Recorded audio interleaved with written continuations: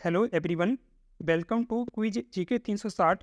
दोस्तों, weekly current affair में आज हम देखेंगे 19 से 25 जून 2023 तक के करंट अफेयर के महत्वपूर्ण सवालों को। सारे क्वेश्चन इंपॉर्टेंट हैं। अगर आप किसी भी एग्जाम की तैयारी करते हैं तो ये वीडियो आपके लिए इम्पोर्टेंट है, इसलिए आप वीडियो को अंत तक देखते रहिएगा। तो चलिए शुरू करते हैं पहले सवाल से। पहले एसीसी महिला T20 emerging team Asia cup 2023 का खिताब किसने जीता है? तो ये बांग्लादेश ए को हराकर भारत ए ने जीता है। तो right answer option number B है, भारत ए। तो भारत ए इसमें विजेता रहा है 2023 में। 2023 में इसका ये पहला संस्करण था, तो ये 2023 में ही प्रारंभ हुआ है, ये भी आप याद रखिएगा। चैंपियंस रहा है भारत। भारत ए ने ये अपना पहला खिताब जीता है। और रनर अप रहा है बांग्लादेश ए। मेजबान हांगकॉन्ग था, जिसने मेजबानी की है 12 से 21 जून 2023 तक। और प्रथम संस्कर्ता इसका। कुल टीमें 8। प्लेयर ऑफ द सीरीज का अवार्ड श्रेयंका पाटिल को मिला है, जो भारतीय महिला खिलाड़ी हैं।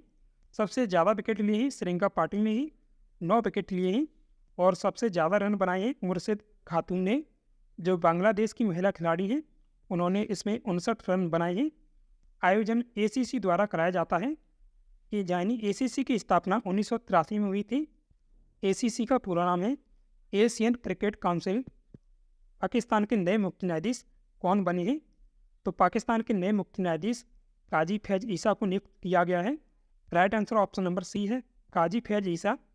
पाकिस्तान के राष्ट्रपति आरिफ अलवी ने काजी फैज ईसा को देश का मुख्य न्यायाधीश नियुक्त किया है। जस्टिस उमर अता बंदयाल जो सेवानिवृत्त हो रहे हैं 18 सितंबर 2023 को, उनका स्थान लेंगे काजी फैज ईसा। पाकिस्तान के प्रधानमंत्री शहबाज शरीफ हैं और राजधानी इस्लामाबाद है। मुद्रा यहाँ रुपया है। आगे तीसरा ऑप्शन है, अंतर्राष्ट्रीय योग दिवस हर साल कब मनाया जाता है? तो ये हर साल 21 जून को मनाया जाता है। Right answer option number B है, 21 जून। ये दिवस पहली बार 2015 में मनाया गया था।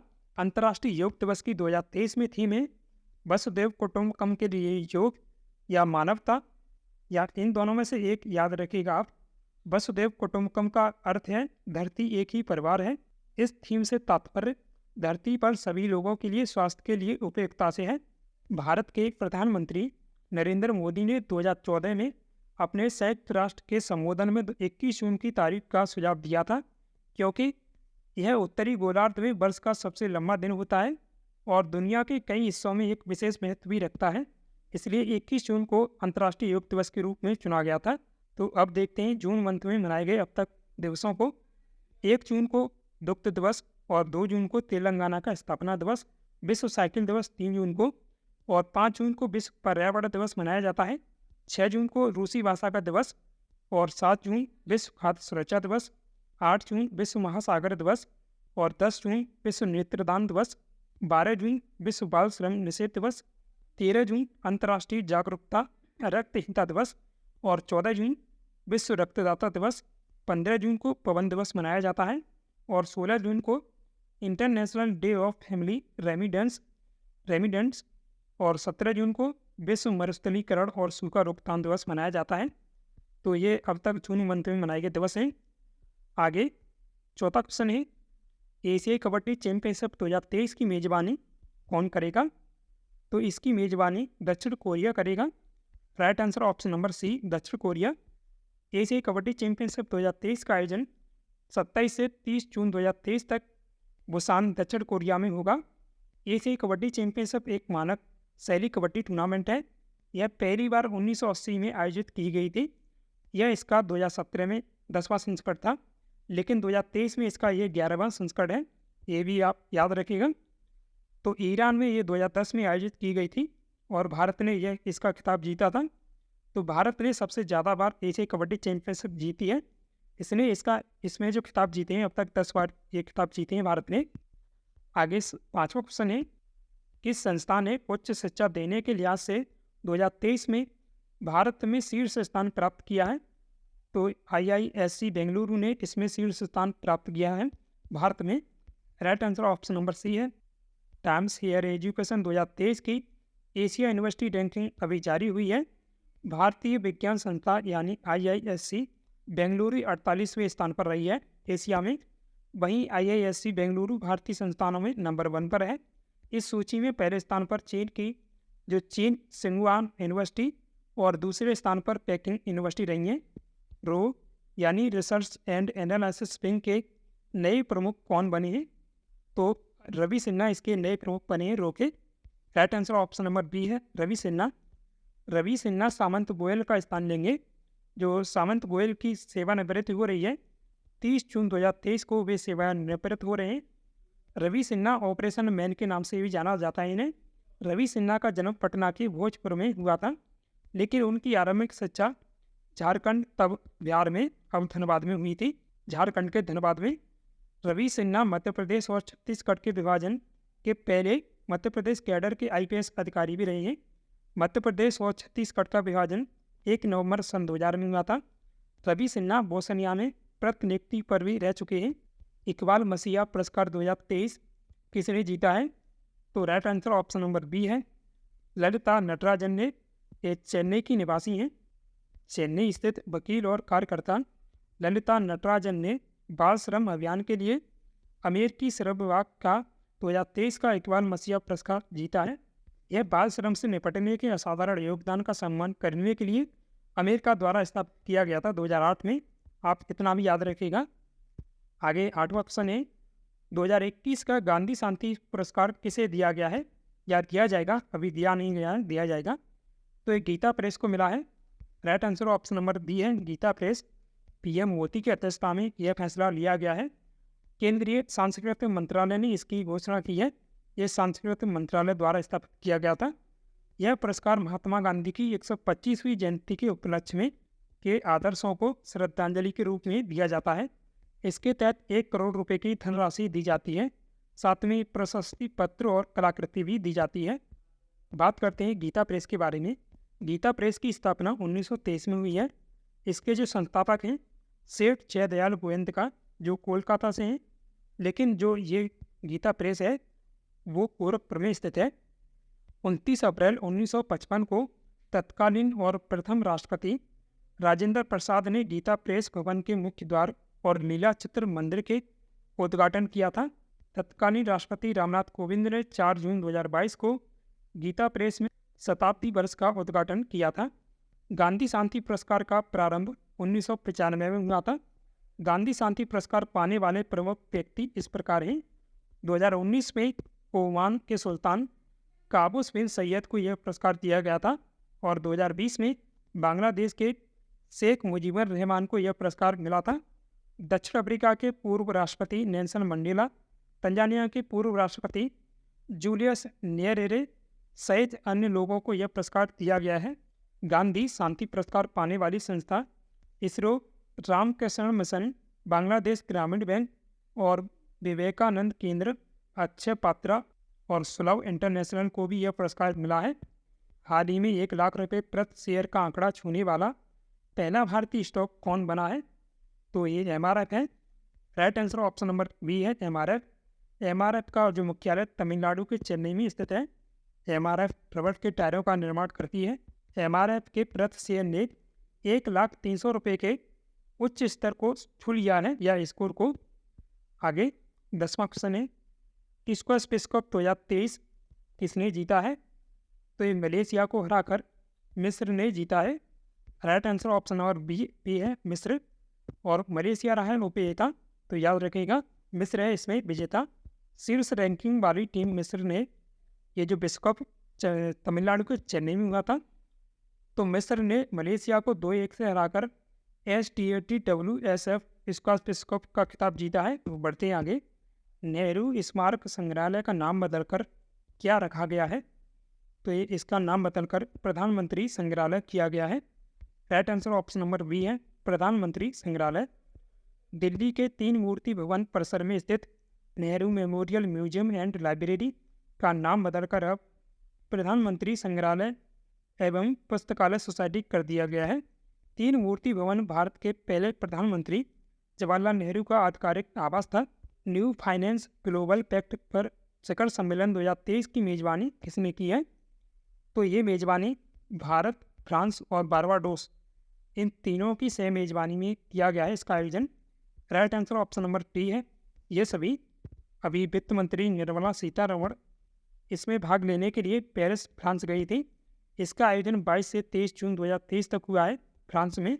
शिखर सम्मेलन का उद्देश्य जलवायु परिवर्तन, जैव विविधता संकट और विकास की चुनौतियों का समाधान करने के लिए ब्रिटेन वुड्स प्रणाली से इतर एक नई वैश्विक वित्त पोषण संरचना की नींव रखना है। आगे, किस राज्य के विश्वविद्यालय के कुलाधिपति अब राज्यपाल की जगह मुख्यमंत्री होंगे? तो यह जो विधेयक पारित किया है पंजाब सरकार ने किया है। Right answer option number B है पंजाब। पंजाब के मुख्यमंत्री भगवंत मान हैं। पंजाब के मुख्यमंत्री भगवंत मान ने विधानसभा में 3 नए कानून पारित करवाए हैं। पंजाब यूनिवर्सिटी कानून या संशोधन विधेयक 2023 पारित होने से पंजाब के विश्वविद्यालय के कुलाधिपति या चांसलर अब राज्यपाल की जगह मुख्यमंत्री होंगे। पश्चिम बंगाल विधानसभा में इसी तरह का विधेयक 2022 में पारित किया गया था।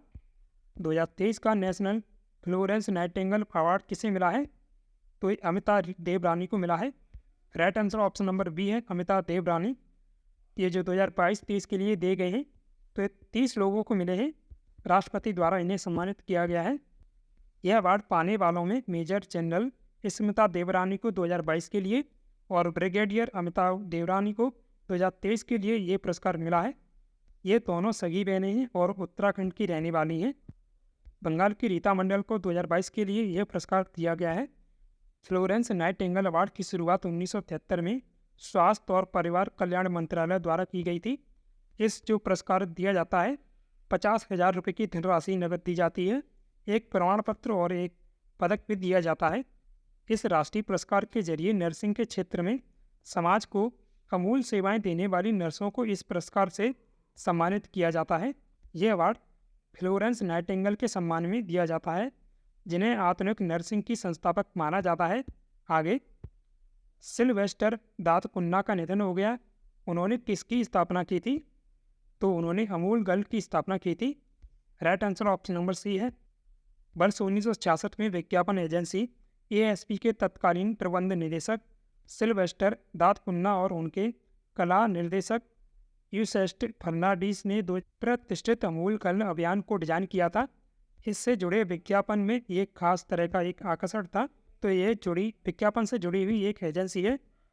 आगे, हाल ही में किस भारतीय प्रौद्योगिकी कंपनी ने ब्रिटिश पेंशन फंड नेस्ट के साथ 10 वर्षों के लिए 84 करोड़ पाउंड यानी 1.1 करोड़ डॉलर का करार किया है? तो ये TCS ने इसके साथ करार किया है। Right answer option number B है टाटा कंसल्टेंसी सर्विसेज। इस समझौते के तहत TCS नेस्ट को एडमिनिस्ट्रेटिव सर्विसेज को सुधारने में मदद करेगी। आगे, विश्व आर्थिक मंच यानी WEF की 100 सबसे उदीयमान प्रौद्योगिकी स्टार्टअप की वार्षिक सूची 2023 में कितनी भारतीय कंपनियों को शामिल किया गया है? तो इसमें भारत की 4 कंपनियां शामिल हैं। Right answer option number B है 4। 2023 की इस वार्षिक सूची में गिप्टोलेक्सिया सॉल्यूशंस और Jack Maze technology, evolution Q और नेस्ट बिग इनोवेशन लैब्स समेत 4 भारतीय कंपनियों को इसमें स्थान मिला है। इस सूची में सबसे ज़्यादा अमेरिका की 29 कंपनियां हैं, जिसके बाद चीन का नंबर आता है, उसकी 12 कंपनियां इसमें शामिल।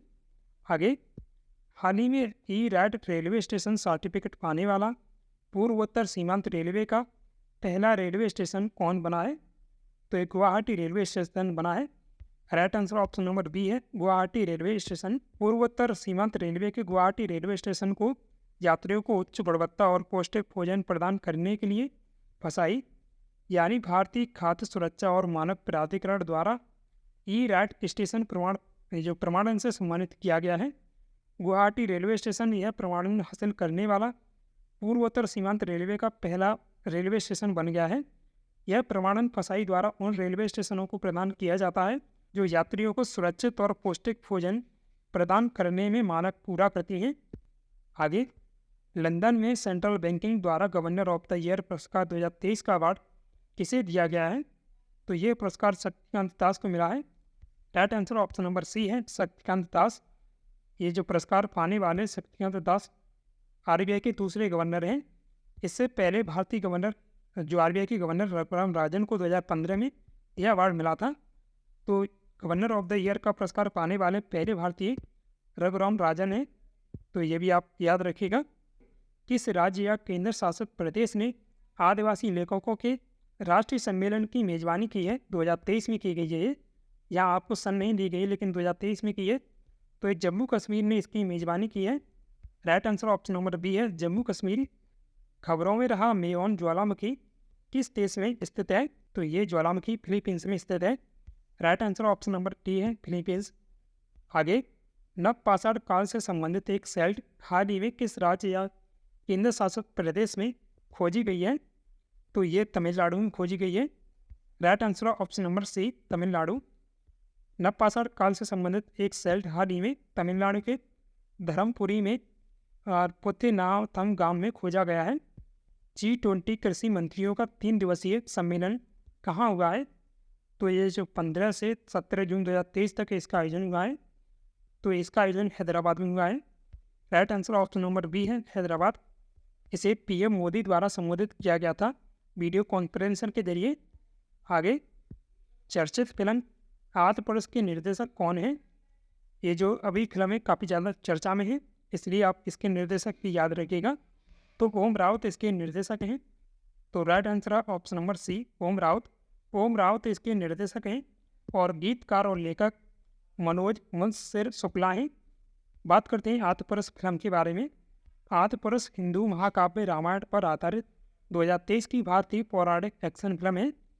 फिल्म ओम राउत द्वारा निर्देशित और सह लिखित है और टी सीरीज और रेट्रो फाइल्स द्वारा निर्मित है। इस फिल्म में प्रभास, सैफ अली खान, कृति सेनन और सनी सिंह और देवदत्त नाग ने भी अभिनय किया है। किस भारतीय जोड़ी ने इंडोनेशिया ओपन 2023 का जो सुपर 1000 का खिताब जीतकर इतिहास रचा है? तो सात्विक साईराज रैंकी रेड्डी और चिराग शेट्टी, इन दोनों ने यह खिताब जीता है 2023 का। और ये भारतीय जोड़ी द्वारा जीता गया इंडोनेशिया ओपन का खिताब पहली भारतीय जोड़ी है, इसने ये खिताब जीता है। तो याद रखिएगा। Right answer option number C है, ए और बी दोनों भारतीय जोड़ी ने इंडोनेशिया ओपन का खिताब जीत लिया है। तो याद रखिएगा, इंडोनेशिया ओपन का संबंध बैडमिंटन से है। इस भारतीय जोड़ी ने मलेशिया की अरोनचिया और बुई एक सुहा की जोड़ी को हराया है। सात्विक साईराज रैंकी रेड्डी और चिराग शेट्टी पहली भारतीय जोड़ी बन गई है जिसने इंडोनेशिया को ओपन का खिताब जीता है। इससे पहले साइना नेहवाल ने 2010 और 2012, किदाम्बी श्रीकांत ने 2017 में यह सिंगल्स का खिताब जीता था। तो उन्होंने सिंगल्स में ये खिताब जीता है, लेकिन इन्होंने डबल्स में। आगे, नैन टेस्ट अंतर्राष्ट्रीय चैलेंज 2023 बैडमिंटन चैंपियनशिप की महिला डबल्स का खिताब किसने जीता है? तो ये अश्वनी पोनप्पा और तनिषा, इन दोनों ने ये खिताब जीता है। Right answer option number C, A और बी दोनों। ये दोनों भारतीय महिला खिलाड़ी हैं। बैडमिंटन से संबंधित ये खिताब भी याद रखिएगा। 27वां क्वेश्चन है, किस शहर ने पहले राष्ट्रीय प्रशिक्षण सम्मेलन की मेजबानी की है? तो इसकी मेजबानी नई दिल्ली ने की है। Right answer option number B है, नई दिल्ली। इस पहले प्रशिक्षण सम्मेलन का उद्घाटन PM नरेंद्र मोदी ने किया था। अब बात करते हैं इसके बारे में। यह सम्मेलन या कॉन्क्लेव सिविल क्षमता निर्माण के लिए राष्ट्रीय कार्यक्रम है, यानी NPCSCV मिशन कर्मयोगी का हिस्सा है। इस सम्मेलन की मेजबानी क्षमता निर्माण आयोग द्वारा की गई है। क्षमता निर्माण आयोग की स्थापना 2021 में की गई है। विश्व बैंक ने दक्षिण एशिया में अपनी पहली सड़क सुरक्षा परियोजना की शुरुआत किस शहर में की है? तो ये बांग्लादेश की राजधानी ढाका में की गई है। Right answer option number B है, ढाका। विश्व बैंक ने बांग्लादेश सरकार के साथ 358 मिलियन अमेरिकी डॉलर के वित्त पोषण समझौते के साथ दक्षिण एशिया में अपनी पहली समर्पित सड़क सुरक्षा परियोजना की शुरुआत की है। CNG से संचालित देश की पहली टॉय ट्रेन का उद्घाटन किस राज्य में किया गया है? तो ये राजस्थान के उदयपुर में इसका उद्घाटन हुआ है। Right answer option number A है, राजस्थान। जो महाराणा प्रताप इसका नाम रखा गया है। कौन सा विश्वविद्यालय 2023-24 में हिंदू अध्ययन के लिए केंद्र स्थापित करेगा? तो दिल्ली यूनिवर्सिटी ये केंद्र स्थापित करेगा। राइट आंसर है option number C, Delhi university. आगे 31वां प्रश्न है, हाल ही में स्थापित पवन ऊर्जा क्षमता के मामले में कौन सा राज्य शीर्ष पर पहुंच गया है? तो गुजरात इसमें पहले स्थान पर है। राइट आंसर है option number C, Gujarat. Over the top यानी OTT पर तंबाकू जानलेवा है, चेतावनी दिखाने वाला विश्व का पहला देश कौन बना है? तो ये भारत है पहला देश जिसने OTT पर ये कार्यक्रम दिखाने की घोषणा की है। राइट आंसर है ऑप्शन नंबर ए, भारत। तो दोस्तों ये था इस वीक का इंपॉर्टेंट सेशन। आपका आज का सवाल है, क्रिकेट एशिया कप 2023 का आयोजन कहाँ होगा या इसकी मेज़बानी कौन सा देश करेगा? तो इसका आंसर आप कमेंट में दीजिएगा। सो दोस्तों, आशा करता हूँ आपको वीडियो पसंद आया होगा। वीडियो को लाइक कीजिएगा और डेली ऐसे ही वीडियो पाने के लिए अपने क्विज जीके 360 यूट्यूब चैनल को सब्सक्राइब भी कर लीजिएगा। Thanks for watching this video. जय हिंद, जय भारत।